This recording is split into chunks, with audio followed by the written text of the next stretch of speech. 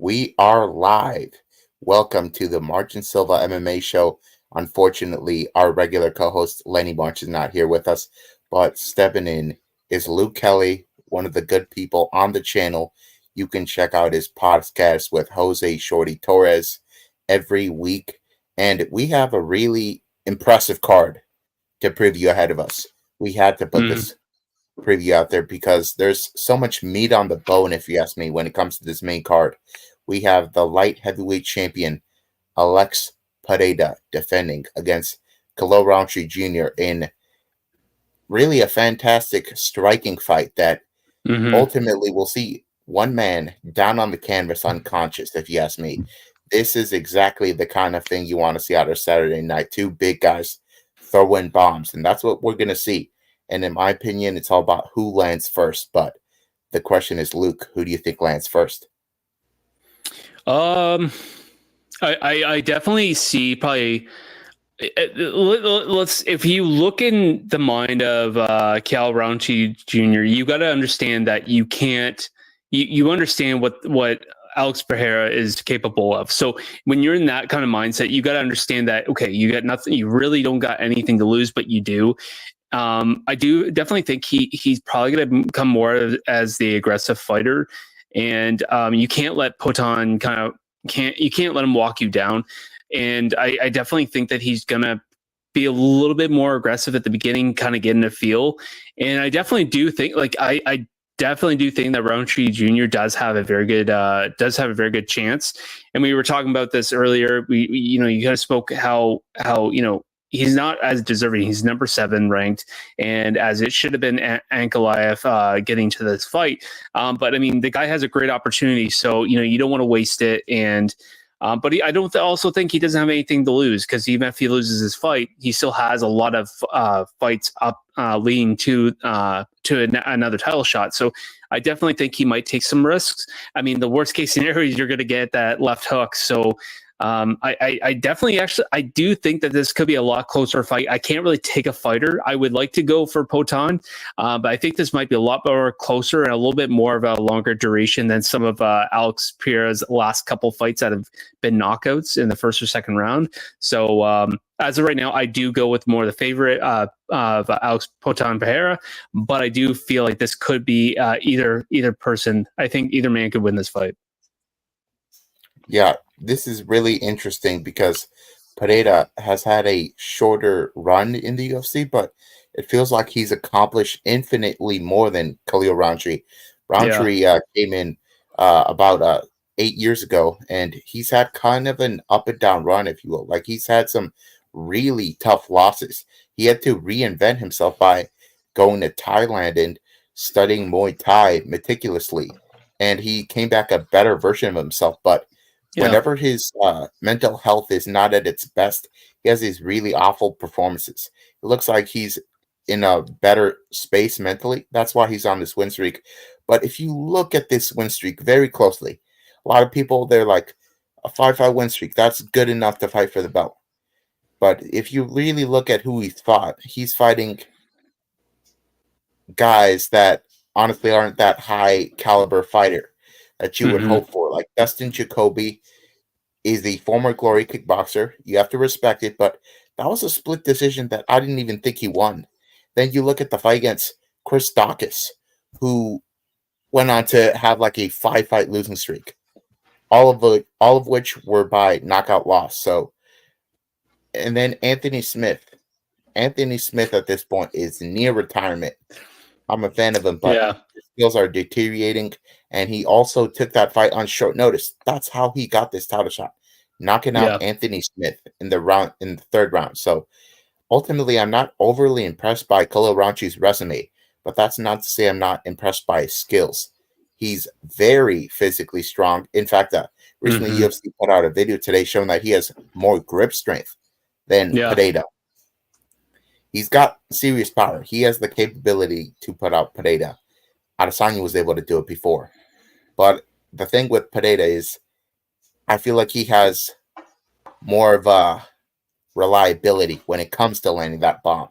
You see fights with Khalil where he doesn't land that perfect punch.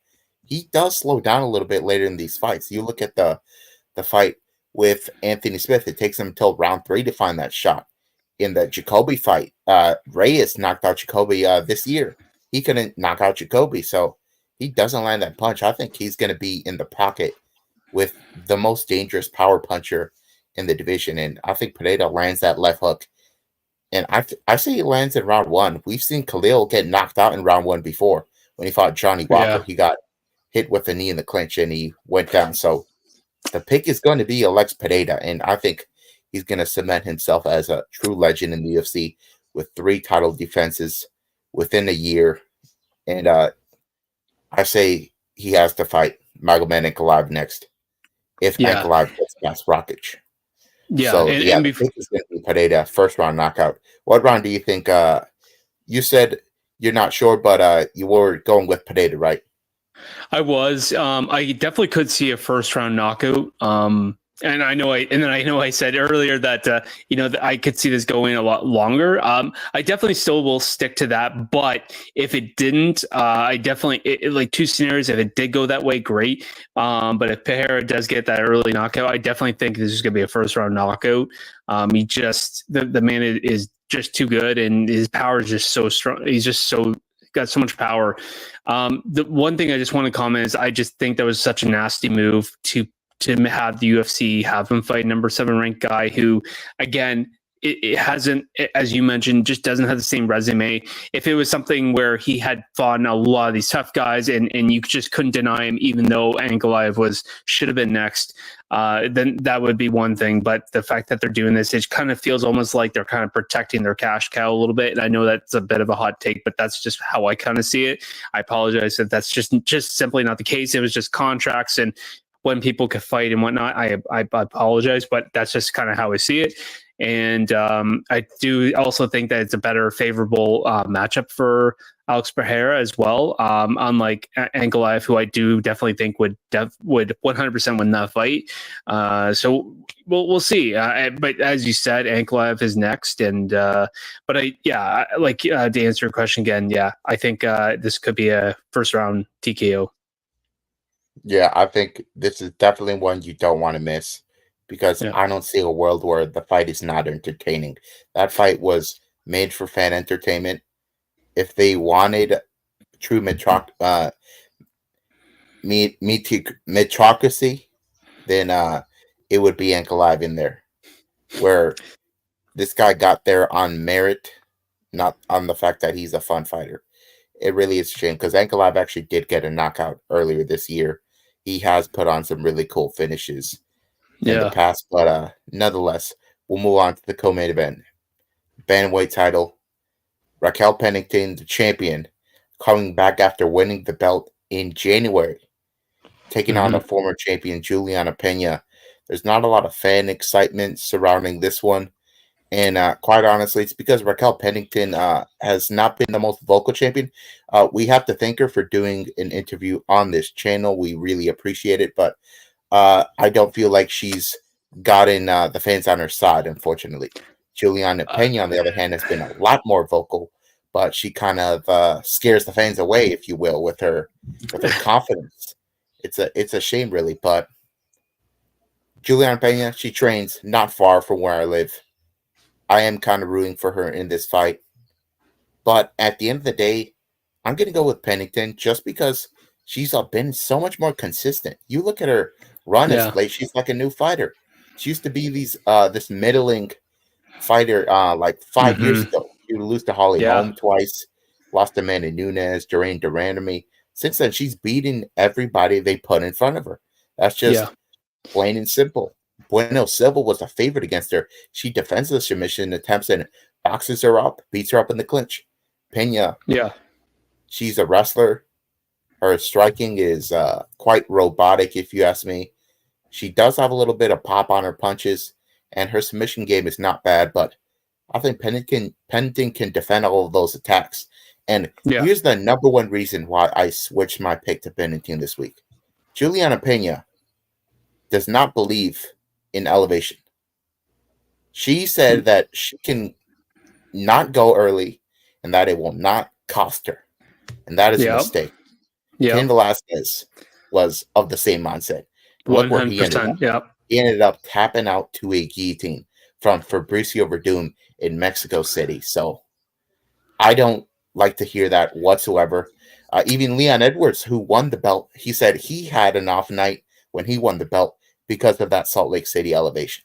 It gets everybody. Mm-hmm. That's just plain and simple. You have to respect it. And Pennington, guess what? She lives and trains in Colorado, which is known for Yeah. elevation as well. So she's What? going to have that cardio advantage. So when Pennington cannot get the finish early on, Pennington will get more momentum as the fight goes, and she's going to win a decision, retaining the belt, ready to fight Kayla Harrison, who will have gotten a victory early in the night, but we'll get to that later. So, Yes. what is your pick for Pennington and Pena? Yes. I know we were speaking about keeping it short. You said it the best. I think that Pena's, and again, I don't have anything personally against her, but as a fighter, her overconfidence, and I feel the way she's kind of come off a little bit too overconfident and just a little bit too cocky, I would say.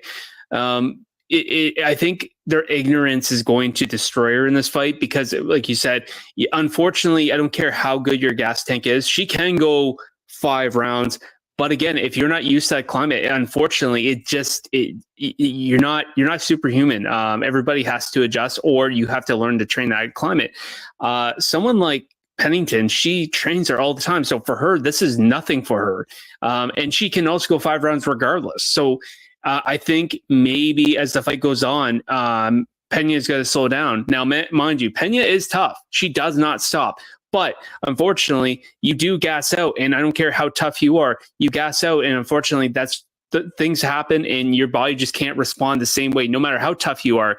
I do think that Pennington, if she wants to win this fight, she has to push the pace on Pena. We know when fighters back up a lot, the more you walk backwards, it's a lot more fatiguing. And I do feel like that's kind of the key to victory for someone like Raquel Pennington, is just to walk her down, gas her out, walk her down. I don't think she's in any rush to get that first round knockout or finish, what have you. Great if she does, and I don't think it will happen. I think Pena's is too tough, but I think the game plan is cardio, toughness, and pressure. And I think she can do all 3 of those. If Pennington can do all those 3 things, we'll still hear and still. And I do believe that she will remain the bantamweight champion. And I do have this either 5 rounds. A 5-round domination, or we will see Pena get finished in round 4, round 5. Yeah, that's a very realistic situation. Mm-hmm. Raquel Pennington, I think she's not fighting the best challenger available. As I said, Kayla Harrison, I think, is a major threat.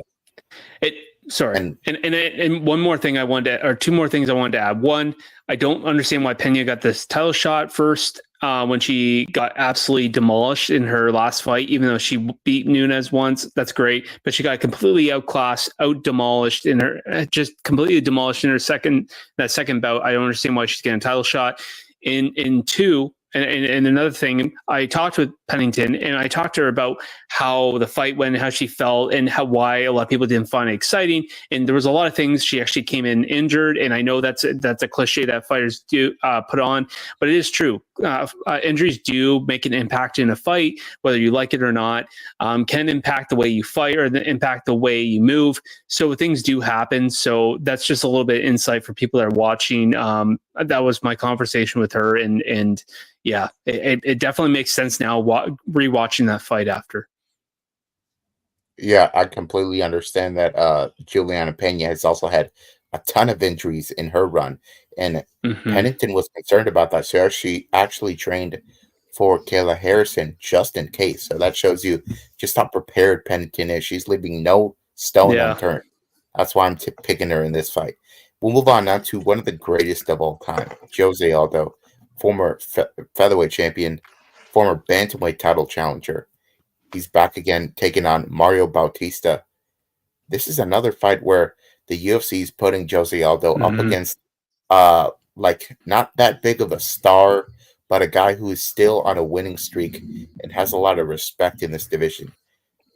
Jose Aldo is once again the underdog in this fight. Do you think that is justified? It can be. he didn't look too bad his last fight back in Rio. And he had the crown and everything, and he didn't look too bad, like considering that he kind of somewhat retired after that fight with Marab and everything. And I definitely think that it's kind of crazy, but Bautista, he's no pushover either. So I understand with everything, but I'm still going to go with the Jose Aldo. I have to.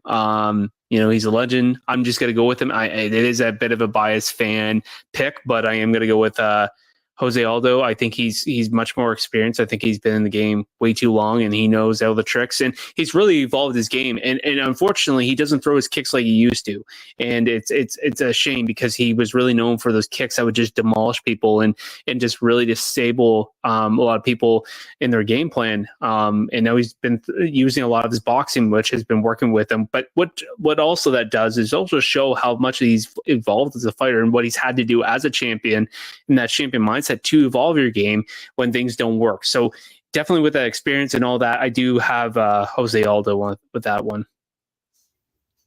I'm going to have to agree with you. Sometimes guys get starstruck when they fight Jose Aldo. That's what happened to Jonathan Martinez. He was kind of intimidated by Aldo's aura, if you will. And Mario Bautista, I don't think that will be the case here. But I do think he will have a certain amount of respect for Aldo that he won't have for other guys. Bautista has this pressure-heavy style. He likes to mix in takedowns. Aldo is known for having some of the best takedown defense out there. If you remember his fight with Marab didn't get a single takedown. That is a huge that was very impressive. It's 16. So no success for the current champion. So I think this will be on the feet, and I believe Jose Aldo is the more durable guy of the two and has cleaner boxing. So Bautista got knocked out by Trevin Jones a couple years ago. That one is kind of hard to forget because Trevin Jones is now a 13-11 fighter. So I think he's going to get knocked out by Jose Aldo in round 2. And Aldo likes to set it up with the body work. If you recall his fight with Renato Moicano, who just got this statement win last Saturday in Paris against Benoit Saint-Denis. He finished him with body shots mainly, and then he went upstairs with the big hooks. So I think he can finish Mario Bautista on this fight and make a statement about why he needs to fight higher up in the rankings. Mm-hmm. And we'll move on now to the next fight, which originally was going to open the card. It now has been shifted up on the card. It's going to be Roman Dolidze, the man ranked in 2 divisions. He just got a win against Anthony Smith a couple months ago at 205. Now he's fighting at 185. And he's taking on Kevin Holland, who also likes to bounce between divisions, 170 and 185. This is a fascinating fight, as I said, because of the weight discrepancy potential here. And because Kevin Holland is one of these reliable showmen in the UFC. UFC loves to promote this guy. He had 5 wins in a single year in 2020. That really made him a star. And he's had some very incredible performances, often gets finishes.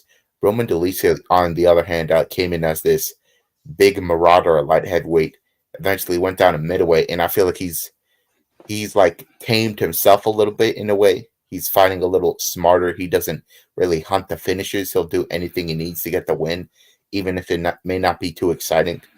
And I kind of feel like that is what we can see here from Dolidze. Do you think Kevin Holland will use that speed advantage to beat Dolidze, the bigger man? I definitely do. I mean, he is quick. We've seen him with a lot of guys, but we've seen some fights with Kevin Holland lately. I mean, he's been, I do feel like with Kevin Holland, though, the problem is I feel like he's very good, but I don't know how good he is to get into that top 10. In my opinion, and correct me if I'm wrong, I do see him having issues getting those wins against those guys that are in that top 5, 10 spots. And we saw that with Jack Delamania, excuse me, I probably butchered his last name. We saw that against him, and he's very talented and he's very fun to watch. Let's not discredit. He's very fun to watch. He's funny. There's no even the trash talk. It's what we saw from last night. It's all in good fun. He's very respectful to most of his opponents, and he's very fun, and he's got very good fight IQ in terms of when he jumps on opportunities. And but again, like, you got Roman here, and I definitely think that being the smarter fighter, I don't think that this is going to be a overly technical fight from. I don't know. I wouldn't say this is going to be an overly technical fight, but from Roman putting in his technical side, as you said, I definitely think he's got to have more of the technical side, and this is going to be more. This could turn more sloppy as the fight goes on, as somebody starts to get beat up more than the other. We have seen it from both guys, so it'll be interesting to see what will happen. Sorry, I had too many thoughts going on at the same time. Ultimately, who will be your pick here? I have to go with Roman. Yeah, and I'm gonna have to agree with you. I don't think he's gonna finish him, but I definitely think he's gonna win this one. Yeah, Roman Dolidze has been using his striking more as of late, but if you look at some of his early fights, he was going for takedowns in every single fight, like every round. Which is also showing his. Kevin Holland's biggest weakness has been that takedown defense, and I really don't think he's fixed it significantly. Like, if you saw his big wrestling test that he had, it was Michael Chiesa. Michael Chiesa is not who he used to be. He got caught in that Darce choke easily. I don't think Dolidze gets caught in that Darce choke. No. I believe Kevin Holland will get stuck on his back for long periods of this fight. He has not really shown an ability to get up. And if this is on the feet, I think Holland will win a boxing match, but you cannot doubt that power from Dolidze. He has been known for just dropping these guys out of nowhere and getting finishes. And something to keep in mind, Holland got dropped in his last fight really early by Michal Oleksiejczuk. That's how he ended up getting that armbar win, because Oleksiejczuk went into his guard. I don't think Dolidze had those submission defense issues. So I think Dolidze wins this fight quite comfortably. And it may surprise many, but Dolidze is an underdog in this fight. So I find that interesting. So not a bad bet at all. We'll move on to the next fight, which is Kayla Harrison versus Ketlen Vieira. This one, I believe, will determine the next challenger for the bantamweight title. And honestly, there's no point in going too in depth here. We kind of feel that the 12-1 favorite here, Kayla Harrison, will do what she usually does, and that is dominate her opponents using her physicality, her judo pedigree, and ultimately, I see her getting a finish in this fight. I think she gets a ground and pound finish in round 2. How do you think she gets it done? Completely agree. Yeah, that's all we need to say about this one. No, I completely agree. And hey, I'm not here to disrespect Ketlen Vieira. She's shown some really good elements of her, but I just don't see much. She's been able to kind of stick in that top 10 spots, but I just don't see anything from her that's going to pose much of a threat to Kayla Harrison. So yeah, like I said, I completely agree with you on that fight. Yeah, Ketlen Vieira, if you must know, for people that aren't aware of her skill set, she's more of a like a kickboxer. She does have some submissions in her game if she needs them, but we've seen her get out muscled in many spots before. We've seen her kind of just be complacent in certain spots, and her opponents do more damage than her. So Kayla Harrison is 100% the way to go here. She used to fight at 155. Now she's fighting at 135. And it really shows she destroyed Holly Holm. We'll move on to the last fight on the prelims. This fight, I honestly don't see why it should be on the prelims. It's that good. Stephen Wonderboy Thompson versus Joaquin Buckley. This is a fascinating fight. UFC loves to do this. The up-and-comer versus the established veteran. Who do you think comes out on top, Wonderboy or Numancia? Yeah, man. This is great. This is great fight. Great fight, and it is fun. The both guys are a lot of fun to watch. They both have some really good skill set. Stephen Wonderboy Thompson, he still moves pretty good and whatnot, but he's quite past his prime. It's no secret, but he still looks pretty good on his feet, all things considered. And you got Joaquin Buckley, obviously, he's the up and comer, and he's had some really great knockouts. I mean, nobody can ever forget the Impa Kasandagai knockout. That was awesome. And I know that was a few years ago, but yeah, that was great. That was a great knockout. And he's had some really good moments, and he's physically he looks strong. He's built like a shit brick house, and he's just massive. And I do think that excuse my language. I do think that he's this is a great matchup, and I do think that Wonder Boy, he still, like I said, he still looks good on his feet, and I think he is going to use his distance and that kind of karate style to keep Joaquin at bay, and I think it's going to be up to Buckley to kind of close the distance and get those power shots on him. So I'm definitely interested to see how this kind of turns out, but I'm kind of gonna go for Wonder Boy on this one. Yeah, that would be really interesting to see the 41-year-old Wonder Boy turn back the clock and make a statement, have a statement victory, especially by knockout, which Buckley has actually been knocked out with a head kick before, so that could be something to look out for. But I have to side with Buckley, the favorite here. If you look at his Instagram profile picture as we speak, it is him with a Habib Papapka hat on. So you know what that insinuates? That insinuates that he's going to go out there and he's going to wrestle, which I think is the smart thing to do against Wonder Boy, who has shown minimal ability to get back to his feet if he gets put on his back. Buckley has shown improvements in his grappling as of late. He finished Luque with ground and pound.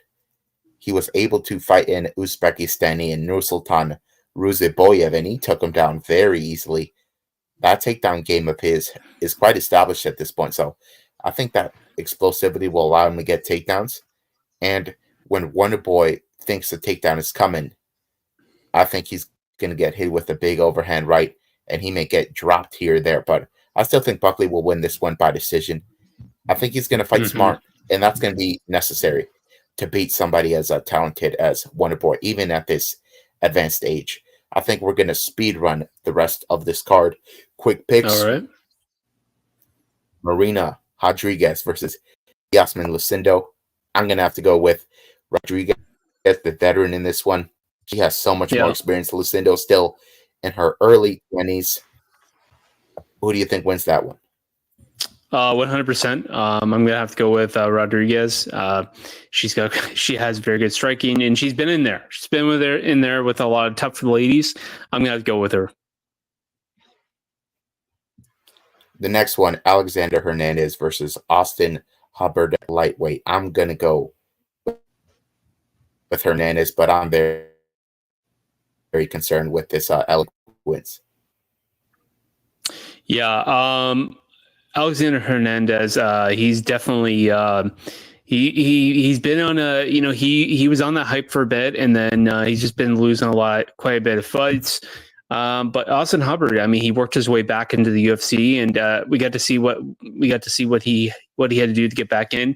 In his first time being in the UFC, he had some good fights, but he got cut for a reason, and he's back. So I think he knows what he needs to do to stay in the UFC, and he's got a tough fight ahead of him. Alexander Hernandez, as much as he's had a little bit of issues in quite a bit of his last fights, he's no pushover now, and he's still young. So this is gonna be a tough fight. But realistically, I hope that we're right. But I think Alexander Hernandez probably edges out with his fight with the power, but we will see.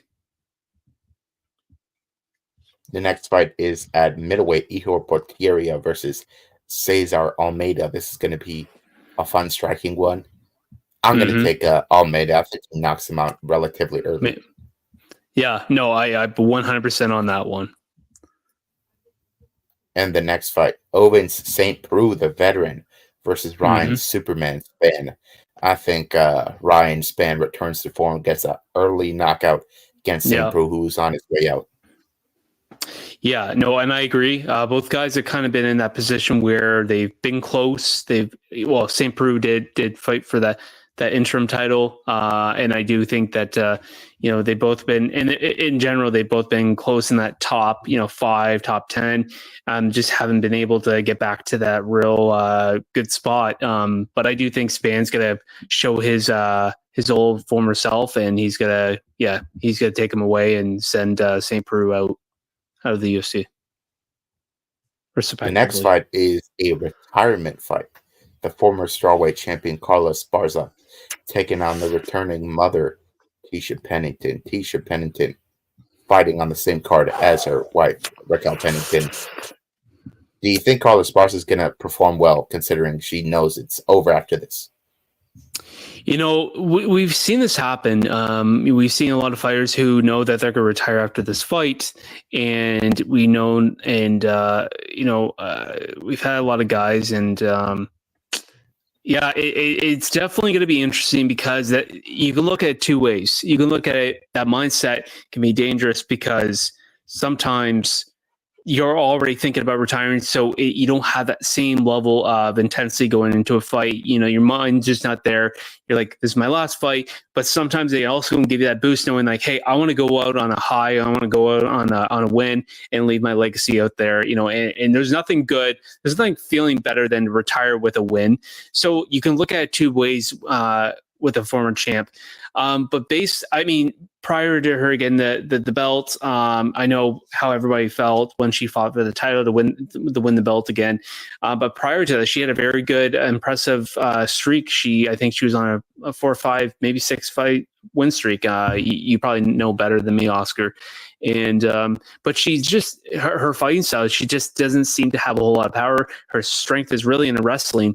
And Tisha Pennington now, she's the tiny tornado. She's no pushover, and I think she's quite good. And she's had really tough opponents as well. So this is actually a really good fight for both ladies. I would love to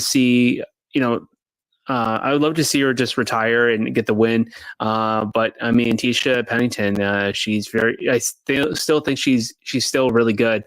But I'm honestly I think I'm gonna go for Carla Esparza. I think the wrestling the power wrestling here. Okay.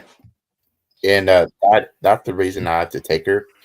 Pennington does not have significant power, and even in fights where she lands more than her opponents, she will lose them because her opponent does something that has more impact, that sways the judges more. Mm-hmm. And in this case, it's going to be Carla Esparza getting these takedowns. And we'll move on to the first fight of the night, a guy that is actually from the state, from Utah, Court McGee. He's taking on Tim Means. Both guys are about as veteran as you will see in the UFC. Infinite experience on everybody. I think Tim Means gets a finish in this fight.